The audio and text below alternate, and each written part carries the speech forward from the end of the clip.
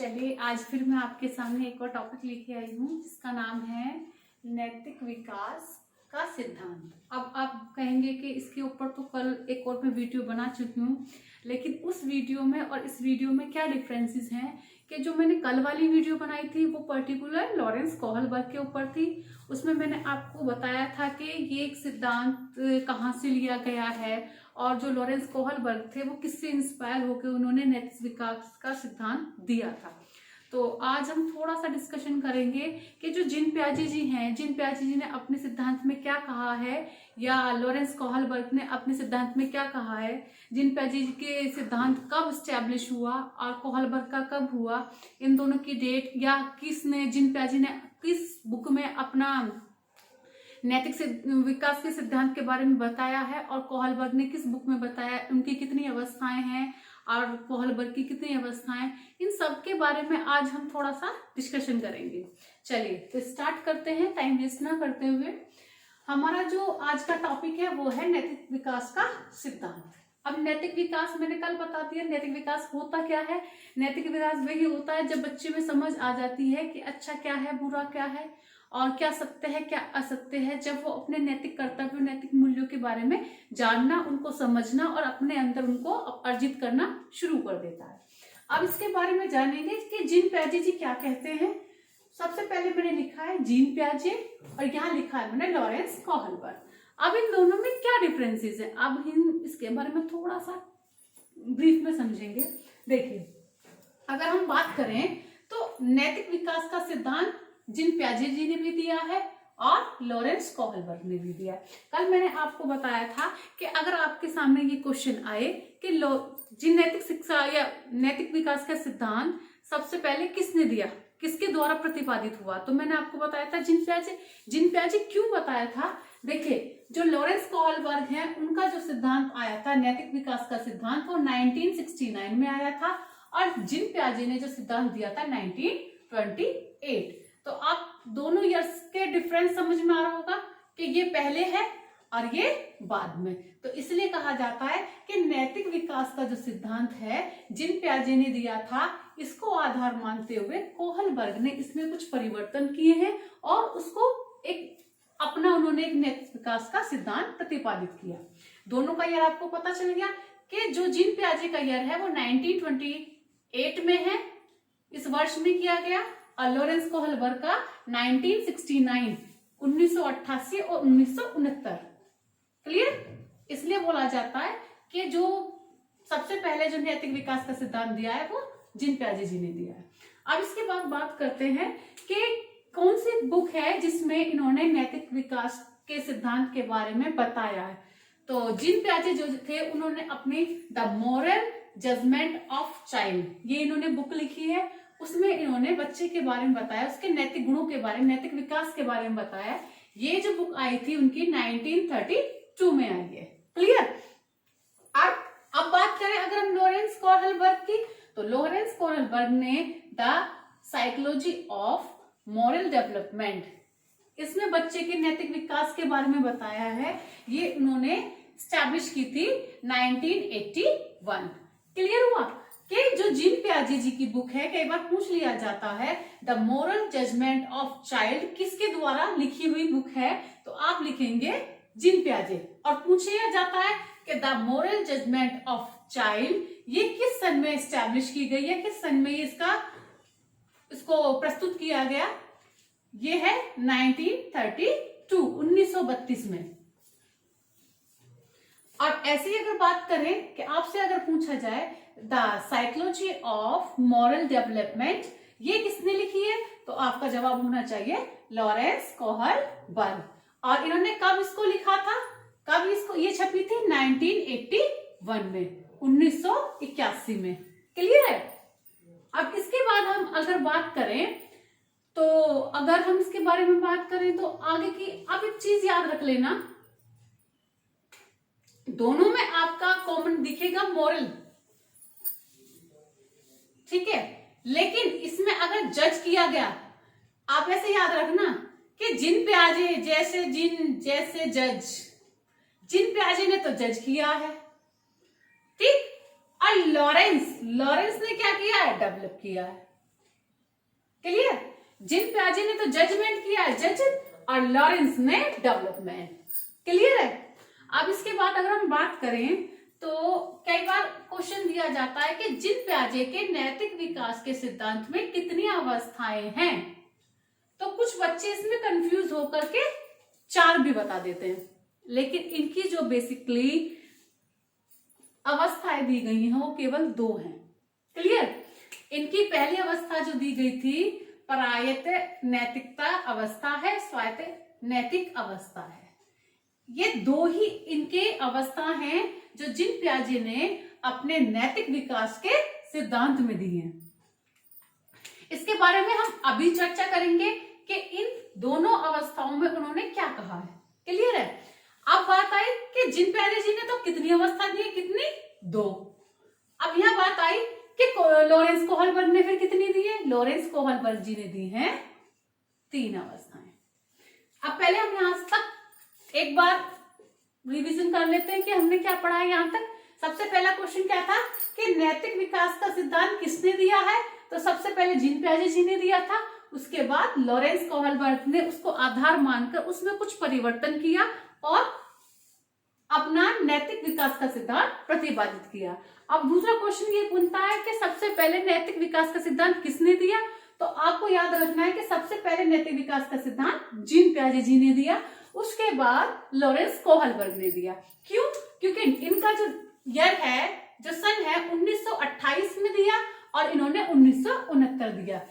It means 1928, 1969। आपको year से पता चल रहा होगा, ये बाद का है और ये पहले का है। क्लियर।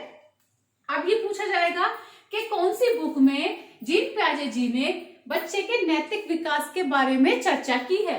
तो वो बुक है the moral judgement of child. कौन सी? The moral judgement of child. अब बात करें कि अगर पूछा जाए कि लॉरेंस कोहलबर्ग ने कौन सी बुक में बच्चे के नैतिक विकास के बारे में बात की है, तो the psychology of moral development. Clear. मैंने आपको ट्रिक बताई थी, जैसे जजमेंट और जैसे जिन प्याजे।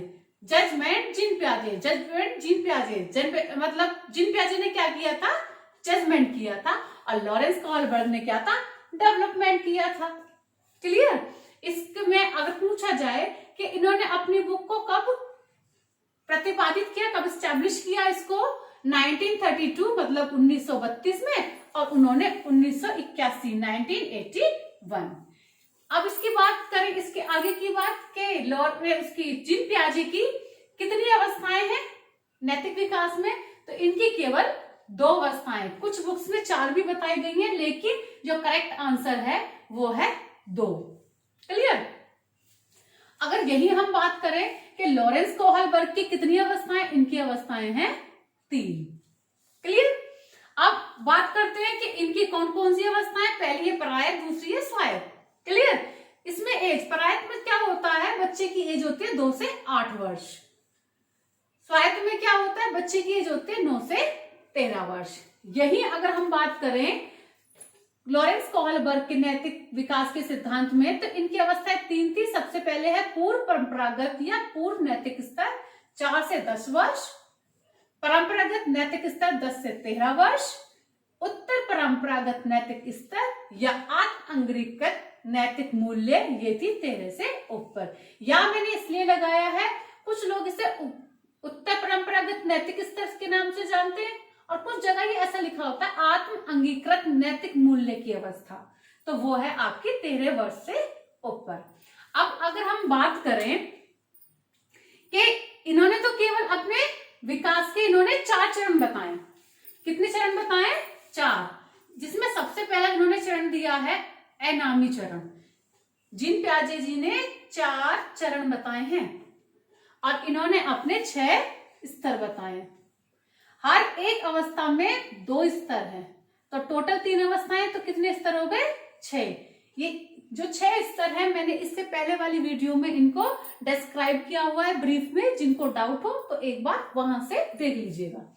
अब हम इसकी बात कर रहे हैं कि इनके जो विकास के चरण थे वो कौन कौन से हैं। सबसे पहले है एनामी चरण। एनामी का मतलब है कि इसमें बच्चे की जो एज होती है वो 0 से 5 वर्ष होती है। जैसे उसमें हमने कहा था कि नैतिक विकास की भावना उसमें कमी दिखाई देती है, सेम वही इसमें कानून रहित अवस्था होती है, बच्चे को कुछ नहीं पता वो क्या कर रहा है, ना उसको जैसे उसके माँ बाप उसको टीच गाइड करेंगे या जैसे उसके माँ बाप उसको बताएंगे, बच्चे का दिमाग वहीं सेटअप होना शुरू हो जाएगा। अगर माँ बाप ने कहा कि इससे बात करनी है तो बच्चा उसी से बात करेगा, माँ बाप ने कहा यहाँ खेलना है तो वहीं खेलेगा, उसका इसमें क्या होता है, नैतिक विकास बच्चे का नहीं हो पाता है। सेकंड है हेट्रोनॉमी प्राधिकार चरण। हेट्रोनॉमी क्या होता है, इसकी एज है 5 से 8 वर्ष।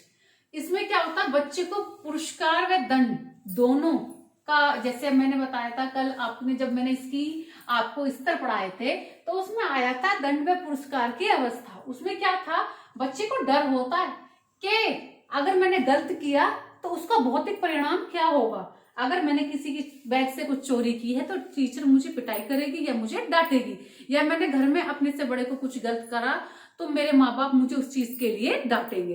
तो यहाँ बच्चे के दिमाग में कहीं ना कहीं उसका परिणाम चलता रहता है, भौतिक परिणाम। और पुरस्कार, पुरस्कार मतलब सामने वाले से एप्रिसिएशन। जैसे अगर 10 बच्चे क्लास में बैठे, एक बच्चे से मैंने कहा कि बेटा 2 का टेबल सुनाइए, और वो 2 का टेबल सुना देता, उसके बाद हम क्या करते हैं, उसको कहते हैं वेरी गुड, शाबाश, ऐसे ही लर्न करना या ऐसे ही याद करना, तो उसको एप्रिसिएशन मिला। या हमने ऐसे करा कि हम एक टॉफी पैकेट ले गए और उसने क्या करा, जो बच्चा आज अच्छा सुनाएगा उसको टॉफी मिलेंगी, तो क्या बच्चे को लग रहा है, पुरस्कार। तो यहाँ ये वाली भावना होती है कि हम सुनाएंगे तो मैडम हमें टॉफी देगी, ये वाली फीलिंग यहाँ आती है आपकी 5 से 8 वर्ष के। यहाँ भी ऐसा नहीं कह सकते कि बच्चे में पूर्ण रूप से नैतिक विकास आ जाता है, नहीं। इसके बाद की जो आती है उसमें क्या होता है, अब यहाँ तो बिल्कुल ही भावना नहीं थी उसमें नैतिक विकास की, यहाँ थोड़ी थोड़ी भावना उसमें आनी शुरू हुई। अब जो तीसरा इनका चरण है हेट्रोनॉमी, पारस्परिक आदान प्रदान। आदान प्रदान का मतलब होता है गिव एंड टेक, जैसा दोगे वैसा लोगे। अब इसने देखा होगा आप क्या करते हैं, बच्चे हैं लंच बॉक्स खोल के बैठ गए, तू मुझे खाना देगा तो मैं तुझे दूंगा, तू मेरी हेल्प करेगा तो मैं भी तेरी हेल्प करूंगा। तो यहाँ क्या होती है, बच्चे में सहयोग और दूसरे से बराबरी करने वाली भावना आने लगती है। या बच्चा कुछ लेन देन करता है तो सामने वाले से एक्सपेक्ट करता है मैंने उसको अगर 2 रुपए दिए हैं तो वो भी मुझे 2 रुपए का कुछ ना कुछ दे। या आपने देखा हो give respect and take respect, यहाँ वो वाली कंडीशन है कि अगर आप सामने वाले को इज्जत दे रहे हैं तो सामने वाला भी आपको इज्जत देगा। क्लियर है, यहाँ पे कौन सी भावना आ जाती है, सहयोग व बराबरी का लेन देन। ये इसकी जो एज होती है वो होती है 8 से 13 वर्ष। कितनी होती है, 8 से 13 वर्ष, ये याद रखिएगा, मैं एक बार और रिवाइंड करा दूंगी लास्ट में। नेक्स्ट है आपकी स्वायत्त चरण, ये होती है आपकी 13 से 18 वर्ष। इसमें क्या बच्चा क्या करता है, बच्चा समाज के तौर तरीके, समाज के नैतिक गुणों को अपने अंदर अर्जित कर लेता है और सारी चीजों को, जितने भी निर्णय होते हैं उन्हें विवेकपूर्ण लेता है। क्लियर, तो मैंने आपको इसमें क्या बताया कि जीन पियाजे ने 2 अवस्थाएं दी हैं और 4 चरण दिए हैं। 4 चरण में सबसे पहला है एनामी चरण, जिसकी एज होती है 0 से 5 वर्ष। इसमें क्या करता है बच्चा, कानून रहित अवस्था के नाम से इसको जाना जाता है। इसमें बच्चों को कुछ नहीं पता, क्या नियम है, क्या रूल है, क्या रेगुलेशन है, क्या कानून है, वो इन सब चीजों से बिल्कुल पराया होता है, उसको कुछ नहीं पता। जैसा उसके वातावरण में, जो उसके माँ बाप ने, जो उसके आसपास लोगों ने या उससे बड़े भाई बहन है, जैसा उसको गाइड करेंगे बच्चा वैसा ही कार्य करेगा। नेक्स्ट है आपकी हेट्रोनॉमी प्राधिकार चरण। इसमें एज जो होती है बच्चे की 5 से 8 वर्ष होती है। पुरस्कार और दंड की एज होती है। बच्चे को समझ में आ जाता है कि मैं अच्छे कार्य करूंगा तो मुझे पुरस्कार मिलेगा और मैंने गलत कार्य किया तो उसके लिए मुझे दंड मिलेगा। तो बच्चे के दिमाग में कहीं ना कहीं भौतिक परिणाम चलते रहते हैं कि मैंने ऐसा करा तो मेरे साथ ऐसा होगा और मैंने अच्छा किया तो मुझे अच्छा फल मिलेगा, फल के रूप में कोई पुरस्कार दिया जाएगा। इसके बाद तीसरी जो थी हेट्रोनॉमी पारस्परिक आदान प्रदान। आदान प्रदान से समझ में आ रहा है, आदान और प्रदान, लेन और देन। लेन देन का मतलब वही है। इसकी एज जो होती है 18 से 13 वर्ष होती है। इसमें बच्चा सहयोग, अगर मैं तेरी मदद कर रहा हूं या अगर मैंने तेरी सहयोग किया है तो बदले में तुम्हें भी मेरी मदद करनी पड़ेगी, मेरा सहयोग करना पड़ेगा।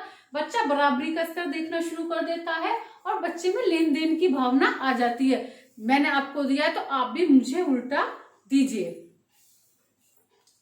फोर्थ है, इसमें लास्ट जो चरण है वो स्वायत्ता चरण। इसमें ये जो एज होती है 13 से 18 की एज होती है, 13 से 18 वर्ष। इसमें बच्चे में विवेक, पेशेंस आ जाता है, समाज को लेकर वो समाज के नियम कानून सब जानने लगता है। यहाँ उसमें नैतिकता का विकास चरम सीमा पे हो जाता है। बच्चे को समझ आ जाता है कि क्या मेरे हित में है, क्या मेरे अहित में है। वो सब चीजों को जानना शुरू कर देता है। समाज क्या है, समाज के नैतिकता क्या है, समाज में रहकर हमें कौन से नैतिक गुणों का पालन करना चाहिए। आई होप आपको यहाँ तक क्लियर होगा। अब ऐसे ही मैंने कल इसकी जो 6 स्टेज बताई थी वो आप एक बार इससे पहली वाली वीडियो पे क्लिक करके देख लीजिएगा। आप उससे में आपको पता चल जाएगा कि जो मैंने इसकी 3 अवस्थाएं बताई थी और 6 उसके स्तर बताए थे। क्लियर है? लेकिन अवस्था में एक बार आपको यहाँ से रिमाइंड करा देती हूँ दोबारा। इसमें 2 अवस्थाएं, इसमें 3 अवस्थाएं। जैसे पूर्व परंपरागत क्या होती है? पूर्व नैतिक, जो हमारे पूर्वजों ने जैसा कह दिया, पुरानी जो चीज चलती आ रही है बच्चा वही करता है। वो अपने जो, जैसे बच्चे आपने देखा होगा, जैसे हमारे बड़े घर के बड़े करते हैं बच्चे उसी को फॉलो करते हैं। ये वो वाली अवस्था होती है 4 से 10 वर्ष की।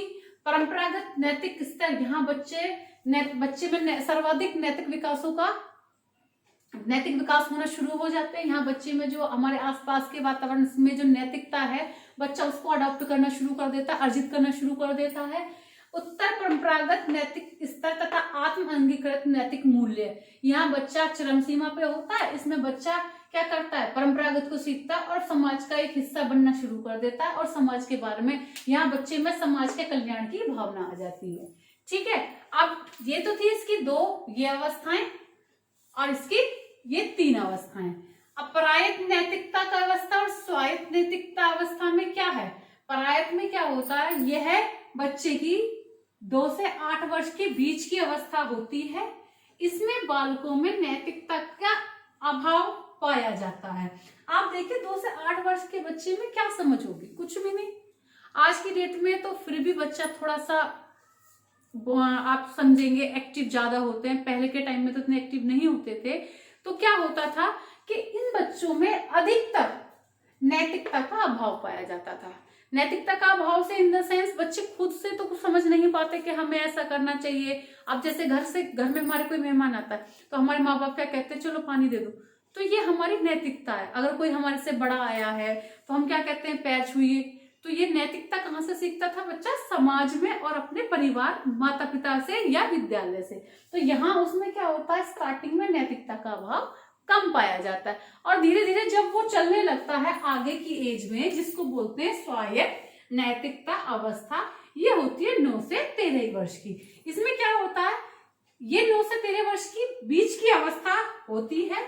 इसमें नैतिकता का विकास होता है। अब यहाँ तो नैतिकता का अभाव था पहली जो अवस्था थी, और जो दूसरी अवस्था थी इसमें धीरे धीरे उसका विकास होना शुरू हो जाता है और बालक मित्रों और समाज में संबंधों को स्थापित करना शुरू कर देता है। इसका मतलब है बच्चा धीरे धीरे समाज में उठना बैठना, समाज के लोगों के साथ थोड़ा सा अपना आप को जोड़ना शुरू कर देता, समाज के लोगों के साथ रहना शुरू कर देता है। वहां उसके मित्र बनते हैं, समूह बनता है। कहाँ से बनता है? जब स्कूल जाता है तो स्कूल में क्लासमेट होते हैं, ये मेरा फ्रेंड है। और कुछ दोस्त ऐसे होते हैं जो स्कूल के बाहर के होते हैं। तो ये वो वाली एज है 9 से 13 वर्ष की, जिसमें बच्चा समाज से जुड़ना शुरू कर देता है। और जहां हम समाज से जुड़े अब वहीं हमारे नैतिक गुणों का विकास होना शुरू हो जाता है, क्योंकि समाज को देखते और अपने परिवार को देखकर ही तो पता चलता है कि हमारे क्या नैतिक गुण हैं, और उसी से पता चलता है कि बच्चा अनैतिक है या बच्चा नैतिक है। जो समाज के नियमों को और नैतिक गुणों का पालन करता उसको कहा जाता है कि बच्चा नैतिक है, और जो उन चीजों को नहीं मानता तो उसको समाज की लैंग्वेज में बोला जाता है कि अनैतिक। इसमें मतलब कैसे गुण दिए इसके माँ बाप ने, इसको ये नहीं पता, तो वहां अनैतिकता आ जाती है। क्लियर है? अब एक चीज मैं इसका एक रिव्यू दे देती हूँ खाली जिन प्याजे का पहले आपको, कि जिन प्याजे की 2 अवस्थाएं हैं। परायत होती है आपकी 2 से 8 वर्ष की, इसमें बच्चे में नैतिकता का अभाव पाया जाता है, बच्चे में समझ नहीं होती है। दूसरी है स्वायत्त, स्वायत्त में 9 से 13 वर्ष की, इसमें क्या होता है, बच्चे की नैतिकता गुणों का विकास होता है, क्योंकि बच्चा क्या करता है, मित्रों और समाज में संबंध को स्थापित करना शुरू कर देता है। ये तो इसकी दोनों अवस्थाएं हो गई, ये इसके 4 चरण हो गए। क्लियर है। अब प्याजे के अनुसार नैतिक निर्माण के विकास में एक निश्चित क्रम एवं तार्किक क्रम होता है। ये बोलते हैं कि प्याजे कहते हैं ऐसा कि जो हमारा नैतिक विकास होता है तो उसके नैतिक निर्णय के विकास में व्यक्ति का एक क्रम होता है, निश्चित क्रम, जो तार्किक क्रम होता है। क्लियर है। ये अगर आपसे पूछा जाए किसके अनुसार बच्चे के नैतिक विकास में एक निश्चित क्रम व तार्किक क्रम होता है, तो आपका आंसर होना चाहिए जीन प्याजे। क्लियर है। ये थी अब तक यहाँ तक की जो स्टोरी है ये थी जीन प्याजे से। अब मैंने आपको यहाँ तक बता दिया था कि जो लॉरेंस कोहलबर्ग है, लॉरेंस कोहलबर्ग ने 2 की जगह 3 अवस्था दे दी है, इन्होंने 4 चरण दिए, इन्होंने 6 स्तर बता दिए। अब ये इनसे थोड़ा सा और एडवांस निकले। इन्होंने क्या किया, इन्होंने अन्य नैतिक अवस्थाएं भी दे दी कि बच्चे में तो अन्य भी नैतिक अवस्थाएं होती हैं। जैसे जो पहली बताई है स्व केंद्रित अवस्था, स्व केंद्रित, स्वयं पे केंद्रित, ये होती है 3 से 6 वर्ष।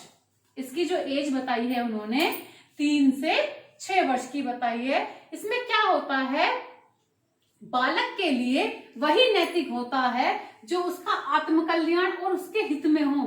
बच्चे के लिए वही अच्छा है जो उसे अच्छा दिख रहा है, बच्चे के लिए वही सही है जिसमें उसका फायदा है, जो उसको संतुष्टि दे रहा है, उसको जो जहां से अच्छा लग रहा है वही उसके नैतिक गुण है। अगर उसे लगा कि मुझे इससे बात करनी चाहिए, या उसने सोचा कि सपोज कोई बच्चे में उसको ऐसे कुछ गुण हैं जिससे उसे खुश मिलती है, तो हमारी नजर में वो गुण है, लेकिन बच्चे के लिए वही नैतिक गुण है, क्योंकि उसे इस एज में उसको खुशी मिलती है इन कामों को करके। बच्चा केवल अपने आत्मकल्याण और अपने हित के बारे में सोचता है कि इसमें मेरा फायदा है, ये ही नैतिक गुण है। इसके बाद जो आती है सेकंड आती है आपकी परंपराओं को धारण करने वाली अवस्था। अब यहाँ तो बच्चा क्या कर रहा था कि 3 से 6 वर्ष में बच्चे का वही सही लग रहा था जो उसके आत्म कल्याण, जो उसके खुद के कल्याण के लिए हो, जो उसके खुद के हित के लिए, वही उसके लिए नैतिक है, बाकी सब उसके लिए अनैतिक है। जो उसके हित में बात कर रहा है वो तो अच्छा इंसान है, जो उसके हित में बात नहीं कर रहा वो गलत इंसान है। यहाँ वो वाली सिचुएशन है, जो हम तेरे साइड बोलेंगे तो ठीक है, तेरे साइड नहीं बोलेंगे तो गलत है। ये वाली एज है कि बच्चे के लिए नैतिक वही है जो उसका हित कर रहा है, जो उसका आत्म कल्याण कर रहा है। लेकिन 3 से 6 वर्ष के बाद बच्चा जब दूसरी एज में जाता है, वो एज होती है 7 से 12, उसको नाम दिया गया परंपराओं को धारण करने वाली अवस्था। अब 7 से 12 वाली अवस्था में क्या होता है, इसमें बच्चा सामाजिक गुणों को धारण करना लगता है और समाज द्वारा बनाए गए नियम, परंपरा व अच्छे बुरे का ज्ञान होने लगता है। इसका मतलब है 12 साल का बच्चे में थोड़ी समझ आनी शुरू हो जाती है। हम ये नहीं कहेंगे कि वो वेल मैच्योर हो जाता है, लेकिन उसमें थोड़ा समझ, परिपक्वता आनी शुरू हो जाती है। तो इसमें क्या करता है बच्चा, सामाजिक गुण, समाज के अंदर जो हमारे गुण परंपराएं हैं, हमारे जो समाज में रहने के नियम हैं, उनको जानना शुरू कर देता है। और जब जानने लगता है तो वो अपने अंदर धारण करना शुरू कर देता है। और समाज द्वारा बनाए गए नियमों एवं परंपराएं, जो हमारे रूल है, रेगुलेशन है, हमारे नियम है, जो समाज में संस्कृति चलती आ रही है, अच्छा उसको समझ में आ जाता है कि अच्छा क्या है, बुरा क्या है, इसका ज्ञान होना शुरू हो जाता है। उसको समझ आ जाता है कि ये मेरे हित की चीज है, ये मेरे अनहित की चीज है। यहाँ तो उसको कुछ समझ नहीं है, पहली एज में उसको कोई समझ नहीं। यहाँ तो जो उसको अच्छा लग रहा है वही सब नैतिक है, बाकी सब अनैतिक है। लेकिन यहाँ उसे समझ आने लगती है कि ये चीज गलत है, ये चीज सही है, ये रूल मैंने बनाए गए हैं तो ये अच्छे के लिए बनाए गए। अब क्लास में अगर हम पढ़ रहे हैं, बिना परमिशन के लिए अगर बच्चा क्लास से बाहर निकल जाता तो वो अनैतिकता कहलाती है। यहाँ उसको समझ में आने लगता है कि जो नियम बनाए गए हैं उनकी क्या वैल्यू है, इसलिए उन वैल्यूज, उन नियमों को वो धारण करने लगता है अपने अंदर, और अच्छे बुरे की पहचान और ज्ञान आ जाता है, अच्छे बुरे की पहचान करना शुरू कर देता है। इसके बाद बच्चा थोड़ा सा और बड़ा होता है। अब आधारहीन आत्म चेतना, ये इसकी तीसरी अवस्था जो उन्होंने अन्य दी है वो है आधारहीन आत्म चेतना। अब ये जो जहां नाम आ जाए किशोर अवस्था, ये जो अवस्था है किशोर अवस्था से जुड़ी है। किशोर अवस्था तो आप जानते ही हैं कैसी अवस्था है, सबसे ज्यादा संघर्ष की अवस्था है, जहां बच्चा सबसे ज्यादा कंफ्यूज होता है। लेकिन बात ये भी है कि ये एक वो स्तर होता है, उच्च स्तर, जब हम बड़े हो जाते हैं, किशोर अवस्था में पहुंच जाते हैं, जब सबसे बड़ा उच्च स्तर होता है सामाजिक, शारीरिक तथा मानसिक विकास के लिए। इसी एज में आके बच्चा परंपराओं के प्रति सुधारवादी दृष्टिकोण रखना शुरू कर देता है। आपने देखा होगी कि पहले जो थी सती प्रथा चलती आ रही थी, सती प्रथा, पर्दा प्रथा, ये क्या थी, जब बच्चा बड़े हुए, अब बच्चे का मतलब इन द सेंस हमसे नहीं है, उस एज की बात चल रही है, जब इंसान बड़ा हुआ उसने क्या किया कि समाज को सुधारने का दृष्टिकोण आया कि ये जो प्रथाएं चलती आ रही हैं ये गलत हैं, अब ये स्टॉप होनी चाहिए। तो जब बच्चा आधारहीन आत्मचेतना किशोर अवस्था से जुड़ जाता है तो उसको पता चल जाता है कि समाज में कौन से ऐसी चीजें हैं जो गलत हो रही हैं, किनमें सुधार आना चाहिए या किनको सुधार की जरूरत है, तो उसमें ये वाला दृष्टिकोण आना शुरू हो जाता है। क्यों हो जाता है कि एक उच्च स्तर पे उसका सामाजिक विकास हो जाता है, शारीरिक विकास हो जाता है और मानसिक विकास हो जाता है। जब बच्चे का सामाजिक विकास हो गया, जब उसे पता चल गया कि समाज में क्या जरूरी है, क्या नहीं जरूरी है, क्या उसके हित की है, क्या उसके अनहित की है, जब उसमें नैतिक गुणों का विकास हो गया तो फिर क्या होगा, शारीरिक विकास भी हो गया और मानसिक रूप से भी पूर्ण रूप से उसका विकास हो गया। तो उसे समझ आ गई कि अगर समाज में रहना है तो ये वाली चीजें सही हैं और ये वाली गलत हैं, और जहां उसे जो चीजें गलत लगती हैं उसको क्या करता है, वो सुधारवादी दृष्टिकोण से देखना शुरू कर देता है, और जो परंपराएं सही हैं, जो उसको परंपराएं सही लगती हैं, उनको धारण करना शुरू कर देता है। ये थी 3 अवस्थाएं। इसके बाद अगर हम बात करें इनकी अन्य अवस्थाएं में, फोर्थ है आधार युक्त आत्मचेतना की अवस्था। इसको क्या बोलते हैं, इसमें जब वो किशोर अवस्था से थोड़ा सा क्रॉस कर जाता है तो यहाँ क्या होता है, नैतिक या चारित्रिक विकास होना शुरू हो जाता है। नैतिक डेवलपमेंट और चरित्र का विकास, कैरेक्टर कैसा होना चाहिए, हम ऐसा करेंगे तो हमारा चरित्र खराब होगा, हम ऐसा करेंगे तो हमारे चरित्र पे इससे दाग लगेगा। बहुत सारी चीजें हैं कि बच्चे को पता चल जाता है कि अगर मैंने ऐसा कुछ करा तो मेरे चरित्र खराब, मेरी नैतिक चीजें खराब हो सकती हैं। ये एक चरम सीमा होती है जहां इनका नैतिक और चरित्र का विकास होता है। ये एक चरम सीमा होती है, जो आधार युक्त आत्मचेतना अवस्था है, ये एक चरम सीमा होती है जिसमें बच्चे का नैतिक और चरित्र का विकास होता है। इसमें बालक में अपने मानसिक शक्तियों का उचित प्रयोग करते हुए, मतलब जो उसकी मानसिक शक्तियां हैं, जो उसकी समझ है, उनका सही प्रयोग करते हुए बच्चा सोच समझ कर डिसीजन लेता है और दूसरे के व्यवहार या आचरण को विशेष रूप से अपने व्यक्तित्व के गुणों में धारण करता दिखता है। इसका मतलब ये है कि ये एज एक ऐसी एज है कि जब हम किसी सामने किसी को देख रहे हैं, हमें पता चल गया कि हम अपने समझ से, मानसिक शक्तियों से समझ में आ जाता है कि ये जो गुण हैं ये अच्छे हैं। जैसे हमारे माता पिता हैं, दूसरों की हेल्प कर रहे हैं, तो जिसकी जैसी समझ होगी उसको वैसी चीजें अच्छी लगेंगी, तो वो अपनी मानसिक शक्तियों का प्रयोग करता है और क्या करता है, ये सोचता है कि मेरे पापा दूसरों की हेल्प करते हैं, ये अच्छा है या बुरा है। अब वो उसको अगर अच्छा लगा, उस पर सोच समझ कर डिसीजन लेता है कि इसे मुझ में भी ये हैबिट होनी चाहिए। वो क्या करता है, इसे अपने व्यवहार में शामिल कर लेता है और जो व्यक्ति के गुण हैं उनको धारण कर लेता है। ऐसा ही नहीं है कि हम सारी चीज अपने माता पिता की ही धारण करते हैं। कई बार हम आस पड़ोस के बच्चे हैं या आस पड़ोस के हमारे जो समाज में रहने वाले व्यक्ति हैं, उनकी बहुत सारी चीजें अच्छी होती हैं तो हम उनको भी अपने अंदर धारण कर लेते हैं। लेकिन उससे पहले हम अपनी मेंटली एबिलिटीज या मानसिक शक्तियों का यूज करते हैं, सोचते हैं, समझते हैं कि ये जो कर रहे हैं वो सही है या नहीं है। एक मनुष्य के तौर पे हम पहले उसको सोचेंगे और जब हम पूरी तरह से सेटिस्फाइड हो जाएंगे कि हाँ ये सही है, तो क्या करते हैं, हम उसको भी अपने अंदर धारण करना शुरू कर देते हैं। क्लियर है? आई होप आपको ये सब चीजें क्लियर होंगी। मैं जल्दी से इसका एक रिव्यू दे देती हूँ। आज मैंने क्या क्या पढ़ाया है। आज मैंने पढ़ाया है नैतिक विकास का सिद्धांत। आज मैंने आपको दोनों के अंदर डिफरेंस बताया है कि कि जो जीन पियाजे थे उन्होंने अपने नैतिक विकास के सिद्धांत में क्या बताया है, और जो लॉरेंस कोहलबर्ग थे उन्होंने अपने सिद्धांत में क्या बताया। इन्होंने जो अपने सिद्धांत दिया था 1928 में दिया था जीन पियाजे जी ने, लॉरेंस कोहलबर्ग ने 1969 में दिया था। जीन पियाजे जी ने अपनी book the moral judgement of child में अब नैतिक विकास के सिद्धांत गुणों के बारे में बताया है, 1932 में स्टैब्लिश हुई। और लॉरेंस कोहलबर्ग ने the psychology of moral development में 1981 में इसे स्टैब्लिश किया गया, वहां उसमें बताया कि बच्चों में नैतिक विकास कैसे होता है।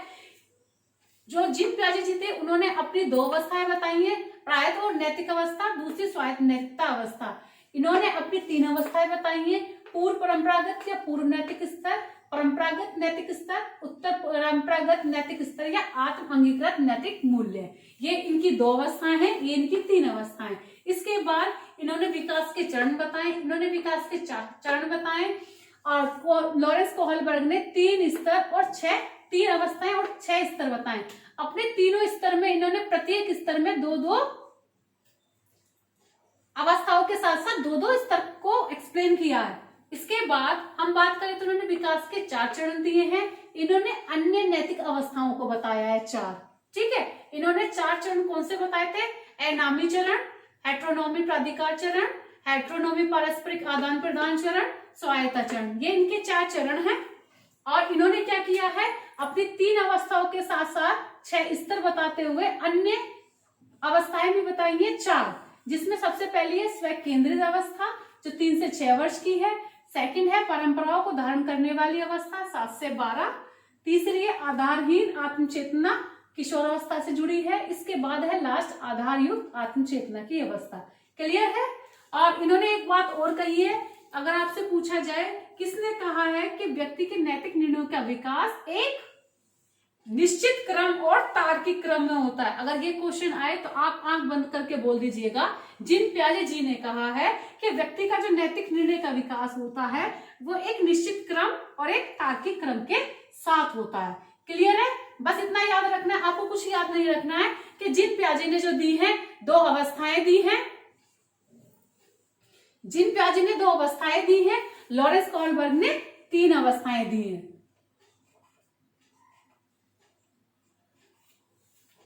और इसके बाद अगर हम बात करें, इन्होंने 2 अवस्थाएं, इन्होंने 3 अवस्थाएं दी है, इन्होंने विकास के 4 चरण बताए, इन्होंने अपनी हर एक अवस्था में 2-2 स्तर बताए, तो इनके 6 स्तर हैं।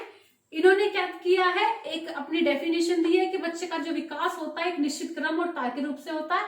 इन्होंने अन्य अवस्थाओं के साथ साथ इसे एक्सप्लेन किया है, जिसकी 4 अन्य अवस्थाएं दी गई हैं। आई होप आपको ये सारी चीजें क्लियर होंगी। इसके बाद भी अगर कोई डाउट है तो आप मुझसे कमेंट बॉक्स में पूछ सकते हैं। Thank you so much.